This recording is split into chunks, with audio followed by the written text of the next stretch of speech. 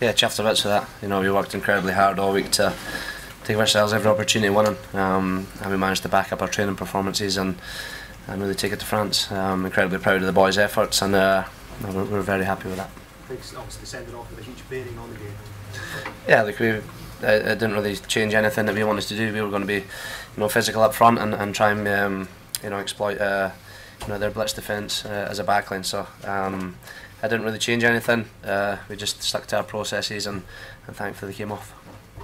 Stuart, it was a big call at 7-6 to go for the corner. These decisions haven't always worked out well for Scotland. How much did you think about it? Did you just feel the moment was right to take advantage?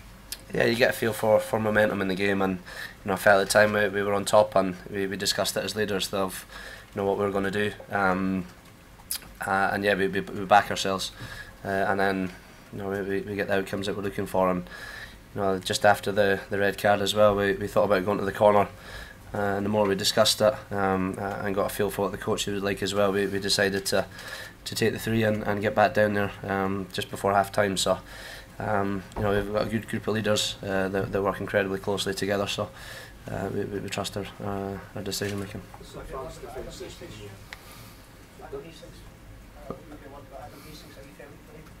Yeah, Adam's he's a class act. He works incredibly hard during the week to get the best out of himself, to drive standards, to drive the team around the park, and you could see that in today's performance. I think we talk a lot about the battle midway and not overplaying, and Adam's adjusting really well to that, and he put us into some good positions and kept the ball in front of the forwards, which is pleasing for them. Stuart, is that as proud a day as you've had in the Scotland shirt? It's definitely up there. I think we talked a lot before the game of great memories are made by great opportunities, and today was a great opportunity for us to achieve something special as a 23 and as a country, and I believe we've done that. This is a France defences and all audits so far as to the way you sort of been proud of and you're feeling clinical. That must be so encouraging for you in the last game. Yeah, I think the coaches work really hard to give us opportunities, and as a backline we talked a lot about staying connected and not giving them easy outs to fly up out of line and belt somebody. So multi-option, 2 lanes of attack, really took that away from them, and the strength of theirs we hopefully turned that into a weakness at times, and I thought our decision making around the ball was spot on. Not everything's going to be perfect. We don't strive for perfection because it doesn't exist, but we feel we're in a good place, and we managed to score a couple of tries for Shawnee Maitland out wide, which was exactly what we're after. Anything further from Stuart? No, sorry, just Stuart just now, sorry. Anything further for Stuart, otherwise you can go. Great, thanks, Stuart. Cheers. Gregor, is that real Scotland today? The real Scotland. I think it's a performance we've been displaying in every game. We've been consistent throughout the championship. We've defended well, and we've been tough to play against. I think the game here a month ago against England was a different type of rugby, so we maybe couldn't, both teams couldn't have put down what they wanted to because of the conditions. But in terms of our 3 games, we've been tough to beat, and we've learned and improved as a group, and obviously it was great to see how much energy and physicality the players played with today. How important was the red card in this game? Well, obviously it is important, but I felt we played better in the first half than the second half. I felt we had France in the back foot. We turned them over, I think, 9 times in the first half through how we defended, and we had opportunities getting in behind them.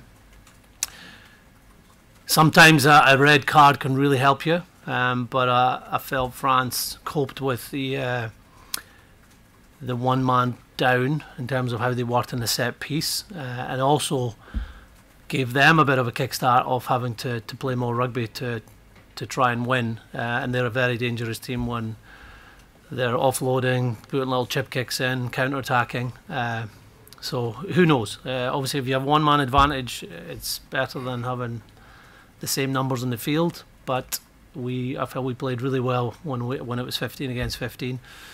And the weather was more of a factor than probably the red card in those last 20 minutes. Did you have a view in the instant just still on when he gets dropped in his neck?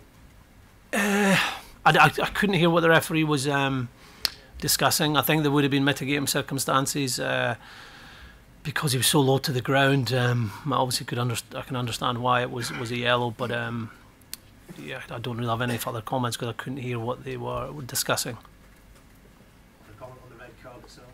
Yeah, I didn't see that. Someone's just showed me a photo of it. So I saw one of their players coming and tackling Jamie Ritchie, and that's what I thought was the incident. So I've heard it was a punch, and obviously if you punch in this game to the face, then you'll get red carded. So yeah, like it was a big moment for them, big moment for us. I was just really pleased that we made the most of that in the next 2 or 3 minutes. We kicked the 3 points straight after, and then got down there, scored a cracking try. So that was great to see. The players came at the half time really confident with how they'd been playing. Some difficult moments in the championship so far, but the way that they responded to the last 2 games was really encouraging. Yeah, look, I've been really encouraged right throughout the campaign. I felt the 2 weeks of training we had before the Ireland game was shown in the Ireland game, and how we played and how physical we were, how we were able to play at a real pace and creating opportunities that day. But yeah, we didn't win, and we probably had left a couple of tries out there. But we've been consistent throughout. And even the England game, I was so proud of how we came back in that second half. Well, we're only 3 points behind, but it felt 20 points given that we're playing into the wind. And a 3-3 with, I think, 15 minutes to go, and what I believe was a clear penalty for Adam to knock over and go 6-3 up. That's shown that we have been in the fight in those 2 games, the 2 defeats. And obviously the last two wins showed the mentality and the confidence of the group to get out and find a way to win. But there's more to come. More to come from us defensively, even though we're doing that area well. You get confidence when you see the rewards you get for doing something. And the way we're training really gives me a lot of encouragement. Like, we had a big session on Wednesday, a lot of physicality, a lot of tackling, a lot of contact work, and we saw the players take that into the performance today. Gregor, you talk about a quick turnaround. You talked about more to come. You get a quick turnaround on a travel day, Wales at home, an extra day of preparation. Can we see that more that is to come in Cardiff next weekend? And also, how do you manage the players this week, given the physical demand? Yeah, we've known it's coming for a while. We're going to have to do less at training. We're less in terms of any additions to playbooks and game plan. Information will have to be down. The physical work will have to come down. We've had experience of it with this group in the World Cup when it was a 4-day turnaround. I think we only had 1 training session. We're planning for 1.5 this week. Our opponents had a tough game as well yesterday, so even though they've got an extra day, I'm sure there's some tired bodies from their game. We just have to go down there and show the fight, show the consistency we've shown, but also a little bit more quality and learn from our game today to take it to another level, because we'll have to next week. Wales are a very good side. The pressure you put on their ball today in terms of 9 turnovers and the amount of forced fumbles that they made as well on the ball, is that maybe Scotland playing that kind of aggressive defence, which has been such a hallmark of a successful team for the last 3 or 4 years? Yeah, I agree. I think there's aggressive defence, but also there's some technical work in there, and knowing when to hold up, knowing when to put people on the floor. And at times France really tested us. So your defensive line isn't going to be dominant every phase, but it's how you recover, how you deal with line breaks, or how you deal with situations where a bit of skill has got in behind you. And that's really pleased us over the last couple of games. I think in Italy, we had to get back for line breaks 2 or 3 occasions, and we kept our shape, and we're still coming off the line. And what's probably most pleasing, it's a team thing. When you see Adam Hastings holding people up, getting a jackal turnover last week, Ali Price being physical, our outside backs, though Blair Kinghorn throughout this championship has been outstanding in defence and really added that element to his game. The centres worked well, and then obviously our forward pack were really physical today. Gregor, it's supposed to all be a bit McInally. I know he went off early. I know Gilchrist, decent player. How do you think Hastings played under the circumstances? Because he's had the button the whole Six Nations and he played well. Yeah, he did, and I think the defensive side of the game has been really encouraging. He kicked it more today. We knew there would be more kicks in the game because France have kicked a lot so far in this tournament, but I think we outkicked him by 10. I got told after the game, so that shows that he was managing the game. We got a few turnovers. One of the first one was obviously Entama getting injured with a high kick. He showed really good hands for that wide pass to Sean Maitland. Had a lovely break just before half time. So he's building. Not every standoff. Any standoffs game is going to have some areas of improvement, but he's had some good experiences now from Ireland right through today, so he should be a better player for those experiences. Gregor, I don't think so many players would have had to go through what Fraser Brown has during his career to reach 50 caps. How much joy do you take in seeing him reach that landmark in such a memorable day? Yeah, I do take joy. I remember when he was just coming back from injury, he was playing in the back row at Heriot's, and there was a bit chat about him going to Sevens, and we brought him over to Glasgow, thinking that maybe he could get back to playing at club level at hooker, but back then it was, well, he's going to struggle to play in the front row. Fast forward, 7-8 years, he's got 50 caps. He's played in the back row for Scotland, which shows his ability, and then played really well in that front row, which is the most physically demanding position.